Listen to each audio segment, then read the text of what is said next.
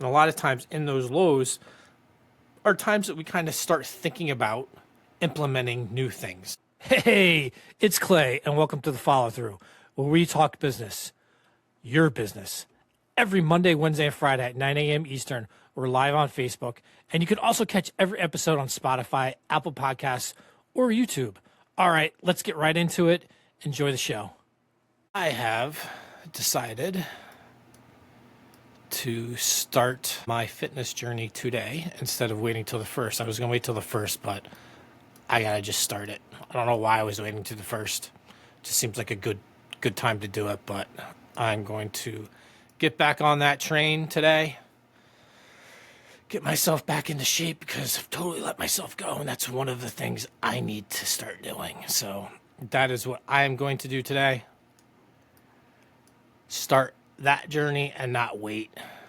So if you're thinking about doing something, start it today. What's 3 days going to get you? You got to just start. Got to go through that door and get going. So, hey, I'm going to get rolling here.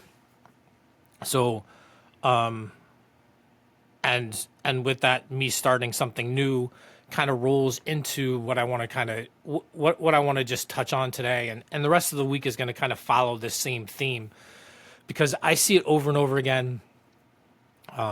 When I was in the contracting space, installing ponds and stuff, I used to do this every single winter. And while some companies may not have a winter shutdown or a winter slowdown, no matter where you are in the United States or wherever you might be working, companies have ebbs and flows, right? So you're just super busy during some times, and then it will drop off a little bit, and then it'll go back to super busy again to where your production is super high, your leads are really high. And a lot of times in those lows are times that we kind of start thinking about implementing new things. And I see it happen over and over again. And like I said, I do it. Your business gets slower, and it's time to go all in and hop on the bandwagon of either changing or starting to fix some things. Either implementing new tools, new systems in your company, maybe new processes, maybe even creating new content, or like we talked about last week, starting to become more consistent with emails, starting to be more consistent with postcard marketing, all that stuff. It adds things to your plate, and you need to create a system, create a process, or learn something new during that time. So it's a lot. It's a lot to take on, whether you're slow or not. And what ends up happening is your list gets super, super long. So it's today and this week, and we're going to talk about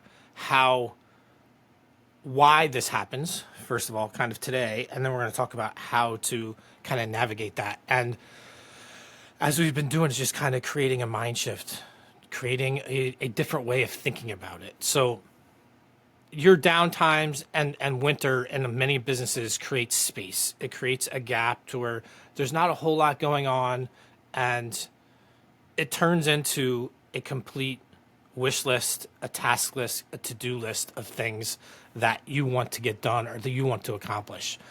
You clearly there's a slower pace in your business, so you have more time. And maybe throughout the year, you've heard of all these awesome ideas that you want to implement. And now you can see a time to where you can start doing it. And the list is like 4 pages long. And it turns into implementing new softwares, maybe changing your processes, tweaking your marketing, figuring out what to change and what to do with your marketing, and maybe even internal improvements within your systems and in your production.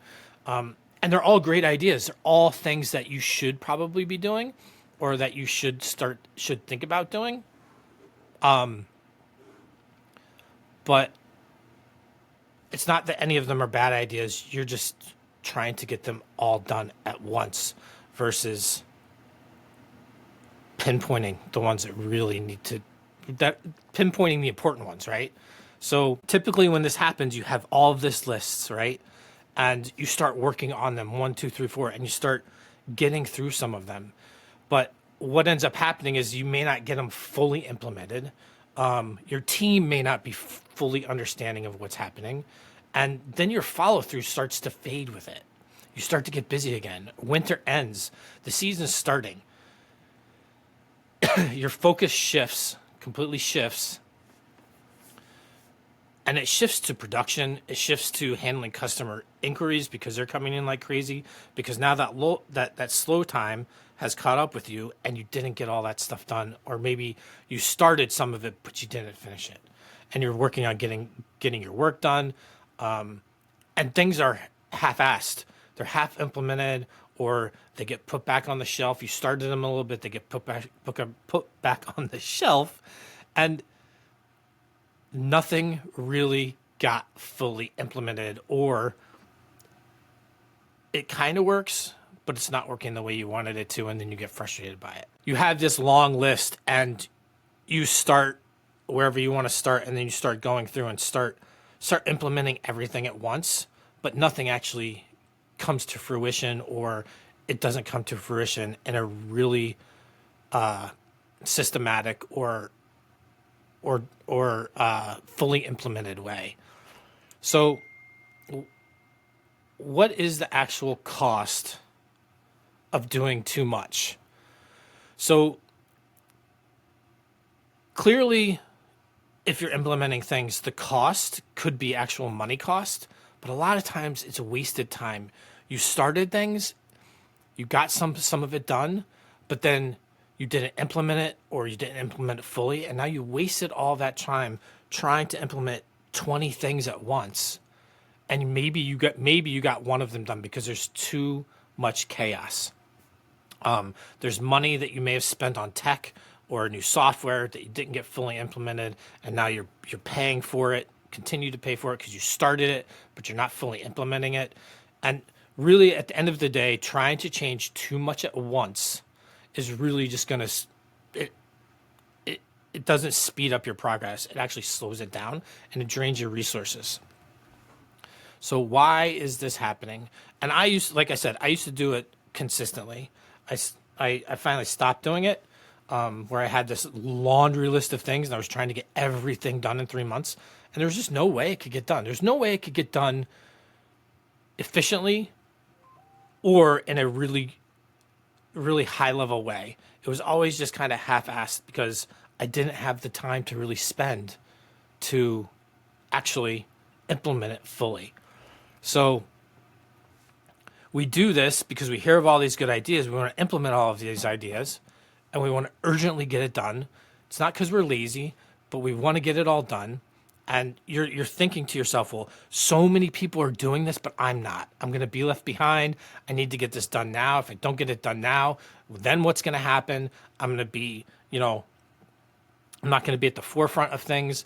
People are going to start taking over and beating me to it, and not necessarily, and I'm just like, I'm gonna be a dinosaur in an age of where technology is crazy. Or maybe you need to hire people, and if you don't get people hired, then you're gonna lose because you don't have the people to get your production done. So when everything feels urgent and you need to get it done, and you need to get it done now, it's creating motion, right? It's allowing you to start, but it doesn't allow you to focus because you have so many different things on your plate. So what we need to try to do is change the mindset of, I have this 4-page document and to-do list that I need to get done, and I have a month and a half or 2 months to do it. When you're trying to change everything, it usually is guaranteeing you, if you're trying to change everything, you're going to end up changing nothing, or you're going to end up changing some things and they're just going to be half-assed and they might not work correctly. So what we need to do is change your mindset. And while you, and Wednesday, we're going to talk more about this. This is kind of a short one today, but on Wednesday, we're going to talk about how you need to take this bigger plan that you have and create a much shorter list. because all of these ideas, you got to think of change your complete thought process. Instead of creating a checklist and a to-do list, turn it into an investment strategy. And on Wednesday, we're going to talk about how to kind of formulate this investment strategy and how to take this list and break it down into something smaller so it's easier for you to digest, easier for you to implement what you need to implement, and actually successfully get shit done. So thanks a lot for joining me today. I really appreciate it. Have a great rest of your day. Before you go, if you want to learn more about what we're all about, head on over to kairocx.com. You can reach out to us there or just dig in and learn more about how we can help businesses and help businesses like yours at Kairo CX. Thanks for watching, and I'll see you next time on The Follow Through.